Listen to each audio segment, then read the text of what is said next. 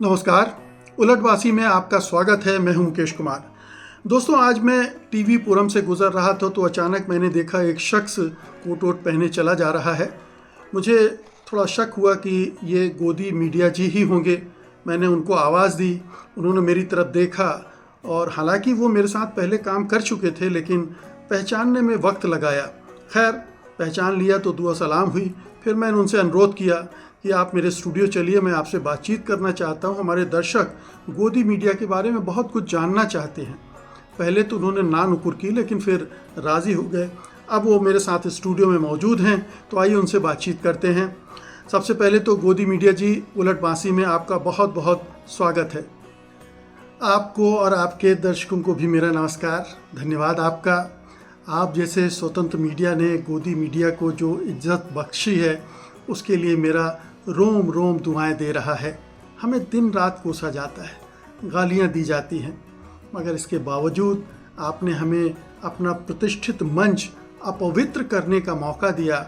इसके लिए धन्यवाद आपका। गोदी मीडिया जी, सबसे पहले तो ये बताइए कि आपके हालचाल कैसे हैं, आपके मिजाज कैसे हैं और अब आपकी सेहत कैसी है? जी, हम तो बिल्कुल बढ़िया हैं, सेहत भी माशाल्लाह बढ़िया है। आप तो देख ही रहे हो, हमारा वज़न बढ़ता जा रहा है, मेरी थोड़ी सी तोंद भी निकल आई है। चुनाव के मौसम में तो हमारा रंग और भी खिल जाता है।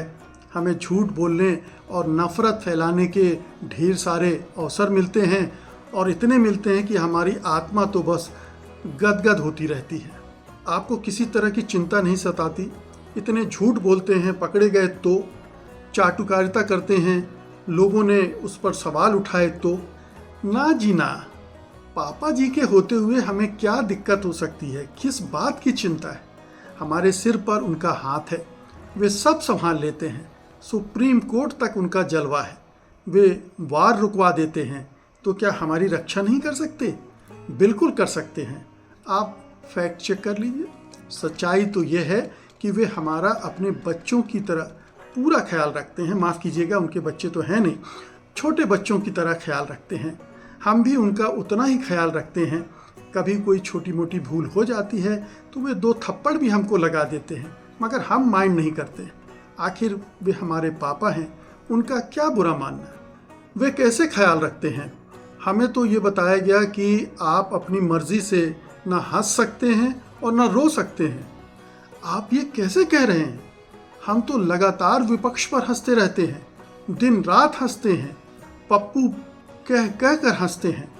पापा के साथ कुछ गलत होता है तो हम खूब रोते भी हैं। पापा जी ने हमें इसकी पूरी छूट दे रखी है, इसलिए आपका ये कहना बिल्कुल भी सही नहीं है कि हम अपनी मर्जी से हंस रो नहीं सकते। आप फैक्ट चेक कीजिए। लेकिन आप पापा जी पर हंस नहीं सकते, पापा जी की करतूतों पर आप रो भी नहीं सकते हैं। अरे पापा तो पापा होते हैं ना। भला अपने पापा पर भी कोई हंसता है, उन पर कोई रोता है? हाँ, वे हंसते हैं तो हम भी हंस देते हैं, वे दुखी होते हैं तो हम भी रोने लगते हैं, वे गुस्से में होती हैं तो हमें भी गुस्सा आ जाता है, वे किसी को गालियाँ देने लगते हैं तो हम भी चीख चीख कर गालियाँ बकने लगते हैं। अगर वे लठ चलाने लगेंगे तो हम भी लठ चलाने लगेंगे। हालांकि उन्होंने इसका कभी हमें मौका नहीं दिया, उनके पास अपने लठैत हैं। हमें तो बकैती की जिम्मेदारी दी है, वो हम दिन रात पूरी ईमानदारी से, निष्ठा से करते रहते हैं। यानी आप जो कुछ भी करते हैं पापा जी की मर्जी से करते हैं, उनकी इच्छा के खिलाफ कुछ भी नहीं करते। अव्वल तो क्या कोई अपने पापा की मर्जी के खिलाफ कुछ करता है? आप करते हो क्या? बताइए, आप करते हैं क्या? नहीं करते ना, तो हम भी नहीं करते। ये तो हमारी सनातन संस्कृति के खिलाफ हो जाता है। हम अपनी संस्कृति के खिलाफ भला क्यों जाएंगे? पाश्चात्य देशों का मीडिया ऐसा करता होगा, मगर हमारे संस्कार ऐसे नहीं है कि हम, जो हमारा पालनहार है, हमें गोदी में उठाए रखता हो, हम उसी की गोद में सूसू पोटी कर देंगे। लेकिन मीडिया को तो स्वतंत्र होना चाहिए ना, उसे किसी दबाव में या लालच में तो काम नहीं करना चाहिए। अब आप इसे दबाव कह लें या लालच कह लें, मगर जब पापा हमारा इतना ख्याल रखते हैं तो हम क्यों ना उनके हुक्मों की तालमील करें। वे हमारे काले कारनामों पर चुप रहते हैं। कभी उन्होंने हमारे तिहाड़ी, नशेड़ी झुट्ठी पर कुछ कहा? नहीं कहा ना। हम स्वतंत्र हैं, इसलिए ये सब कर पा रहे हैं। फिर वे हमारे मालिकों के धंधों को फलने फूलने देते हैं, उन्हें लाइसेंस परमिट देते हैं, उन पर इनकम टैक्स ईडी वगैरह नहीं छोड़ते हैं। मैं तो फैक्ट की बात करता हूँ, आप चाहे तो फैक्ट चेक कर लीजिए। हमारे पापा की बात जो नहीं सुनते, आपने उनका भी हाल देखा है। पापा ने कुछ पर मुकदमे ठोक रखते हैं तो कई जेल में पहुंच गए हैं। हम ये सब क्यों भुगते हैं? हम तो यही मानते हैं कि पापा की गोदी में ही स्वर्ग होता है। यत्र पापस्य अंकः अस्ति तत्र स्वर्गः अस्ति। लेकिन इस श्लोक में तो आपने कहा पापस्य अंकः, इसका मतलब ये हुआ कि पाप की गोदी में ही स्वर्ग होता है। ओह, उसे सुधार लीजिए, मैंने पापा से पापस्य कर दिया था, उसे पितृस्य होना चाहिए, पितृस्य समझ लीजिए। वैसे आपने ठीक ही कहा था, पाप और आपके पापा में कोई खास अंतर तो है नहीं। जी छोड़िए, अब ये बताइए कि आप बच्चों की तरह कब तक गोदी में लदे रहेंगे? क्या आप बड़े नहीं होना चाहते हैं? ना जी ना, भला हमें क्यों बड़ा होना चाहिए? एक तो अपने पैरों पर चलने में कष्ट बहुत होता है और डर भी लगा रहता है गिरने का। अभी तो हमने घुटनों के बल चलना भी नहीं सीखा है, फिर बड़े होने में बड़े खतरे हैं। बड़े हो गए तो खुद सोचना पड़ेगा, अपने फैसले लेने पड़ेंगे। किसी फैसले से पापा नाराज़ हो गए तो 2 थप्पड़ भी जड़ देंगे, क्या पता धर के पीट ही दें। पापा को बड़े बच्चे पसंद नहीं हैं। मंत्री, संतरी, सांसद, विधायक, पक्ष विपक्ष सब उनको बच्चे या बच्चों जैसे चाहिए। ये जब तब बड़ों जैसी हरकतें करने लगते हैं, उनकी सुनते नहीं, इसीलिए उनका मूड हमेशा गर्म रहता है, सबको गरियाते रहते हैं। आप तो जानते ही हैं पापाओं की साइकोलॉजी क्या होती है। इसीलिए न तो हम बड़े होना चाहते हैं और ना ही बड़ों जैसा कुछ करना चाहते हैं। बड़े हो भी गए तो हम रहेंगे बच्चे ही, पापा के बच्चे। तभी पापा का प्यार मिलता रहेगा। वे हमारे मीडिया कॉन्क्लेव में आते हैं, हमारा रुतबा बढ़ाते हैं, दर्शक जुटाते हैं, टीआरपी बढ़ती है। उन्हें देखकर विज्ञापनदाता हमारे ऊपर विज्ञापन बरसाते हैं। जब इतना सब बढ़िया चल रहा है तो हम सोचने की जहमत क्यों उठाएं? पापा हमें टूल किट थमा देते हैं और हम उसके ज़रिए कीर्तन करते रहते हैं। मैं तो फैक्ट की बात करता हूँ, आप चाहे तो फैक्ट चेक कर लीजिए। बहुत से लोग कहते हैं कि आपके पापा अब जाने वाले हैं, उनकी विदाई का समय हो गया है। अगर वे चले गए तब आप क्या करोगे? किसकी गोदी में खेलोगे? बिना गोदी के कैसे रहोगे? अव्वल तो हम मानते हैं कि पापा जी अमर हैं, वे कभी नहीं जाएंगे। 2047 तक का वे इंतजाम कर चुके हैं। 2047 तक? उन्होंने क्या अमृत चखा हुआ है कि तब तक वो जीवित भी रहेंगे और सत्ता में बने भी रहेंगे? ये मुझे पता नहीं है। हमारा टूल किट यही कहता है। लेकिन यदि वे जाने भी लगे तब भी हमें ज़रूर किसी न किसी की गोदी में डाल के जाएंगे। अगर उन्होंने ऐसा न किया तो जो नए आएंगे उन्हें ही अपना पापा बना लेंगे, उन्हीं ही गोद में लग जाएंगे। और अगर नए पापा ने आपको अपनी गोदी में न बिठाया तब आप क्या करेंगे? एक बच्चा क्या करता है? रोता है, मचलता है, जिद करता है।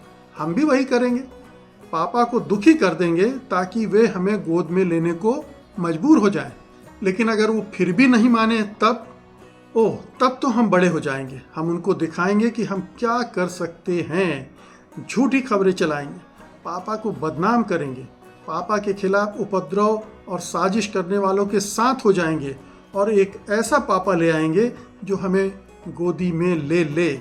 हम पहले भी यही करते रहे हैं। आप चाहो तो फैक्ट चेक कर लो। ये बताइए, आपको शर्म नहीं आती कि आप मीडिया एथिक्स का कोई पालन नहीं करते? आपने मीडिया की नैतिकता को, आचार संहिता को कूड़ेदान में डाल रखा है। अब इसमें शर्म काहे की? हमारे लिए तो मीडिया धंधा है। आप ही बताइए, घोड़ा घास से दोस्ती कर लेगा तो खाएगा क्या? हम तो उतना ही एथिक्स रखते हैं जिससे धंधा चलता रहे। लेकिन आप धंधे के नाम पर नफरत फैलाते, दंगे कराते हो, लोगों को आपस में लड़ाते हो। देखिए, हमारा टूल किट कहता है, पापा जी का टूल किट कहता है कि आपदा में अवसर ढूंढो, और अगर आपदा ना हो तो आपदा पैदा कर लो, क्रिएट कर दो। हम यही करते हैं। पापा इसमें हमारा मार्गदर्शन करते रहते हैं, बल्कि वे आपदा पैदा करते रहते हैं और हमें अवसर मिलते ही रहते हैं। आप फैक्ट चेक कर लो। लेकिन इससे तो लोकतंत्र कमज़ोर होता है ना। मीडिया का काम क्या है? मीडिया का काम है लोकतंत्र को मजबूत बनाना, उसकी रक्षा करना। तो मीडिया को रक्षा करने से कौन रोक रहा है? आप भूल रहे हैं कि हम मीडिया नहीं, गोदी मीडिया है। आप मीडिया और गोदी मीडिया का फ़र्क समझिए। गोदी मीडिया मतलब पापा का आज्ञाकारी बच्चा। जो पापा कहेंगे वही बच्चा करेगा, पापा की बात बच्चा मानेगा। इसीलिए आप लोग पापा जी के इंटरव्यू आज्ञाकारी बालकों बालिकाओं की तरह लेते हैं। यस, वो जो पूछने को कहते हैं हम पूछ लेते हैं। जिन सवालों के लिए वो मना करते हैं हम उन्हें हरगिज़ नहीं पूछते। It is as simple as that. हमारा काम पापा की परेशानियां बढ़ाना नहीं है, कम करना है, उनको आसान करना है, ना कि उनकी मुश्किलें खड़ी कर देना है। हाँ, हमें कड़े सवाल पूछने की खुजली भी उठती रहती है, तो उसके लिए विपक्षी दल, विपक्ष के नेता हमारे पास हैं। हम उनसे इतने कड़े सवाल करते हैं कि वे हक्का बक्का हो जाते हैं। एक्चुअली में आपको हमारी धार देखनी हो ना, तो विपक्ष के साथ हम कैसे पेश आते हैं उसमें देखिए। लेकिन देश हित का तो ध्यान आपको रखना ही चाहिए ना। ये क्या कि आप दिन रात लोगों को लड़ाने में लगे रहते हो, हिंदू मुसलमान करते हो, भारत पाकिस्तान करते रहते हो। देखिए, हम अपने पापा जी के पद चिन्हों पर चलते हैं। वो जो राह हमें दिखाते हैं हम उस पर चलते हैं। वैसे भी हमने देश का ठेका तो ले नहीं रखा है, हम तो धंधा कर रहे हैं, और धंधे में सब कुछ जायज़ है। जैसे पापा की सियासत में सब कुछ जायज़ है। एक बात और आपको बता दूं, हमारे एक नहीं 2 पापा जी हैं। 2 पापा? दूसरे पापा कौन हैं? बाजार, मार्केट, एडवर्टाइजर्स, वे भी तो हमारे पापा हैं। हम उनके भी आज्ञाकारी बच्चे हैं। आप कह सकते हो कि वे हमारे छोटे पापा हैं और वे बड़े पापा। अच्छा, आपने इतने सारे सवाल मुझसे पूछ डाले, अब मैं आपसे एक सवाल पूछ सकता हूँ? पूछिए पूछिए। हमारे पास गाड़ी है, बंगला है, बैंक बैलेंस है, करोड़ों दर्शक हैं, और सबसे बड़ी बात ये कि बड़े और छोटे पापा जी हमारे पास हैं। तुम्हारे पास क्या है? हमारे पास सत्य है। सत्य? वो तो कब का मर चुका है। पापा ने तो कब का उसका वध कर डाला है। नहीं, हमने उसे बचा कर रखा है। सत्य अभी तक जिंदा है। ओह, कोई बात नहीं, अगर बच गया है तो पापा उसे छोड़ेंगे नहीं। आपने अगर उसे छिपा कर रखा है तो आपको भी नहीं छोड़ेंगे पापा जी। बेहतर होगा कि चुपचाप उसे पापा जी को सौंप दो, पापा उसको ठिकाने लगा देंगे। गोदी मीडिया इस कार्य में उनके साथ है और हमेशा रहेगा।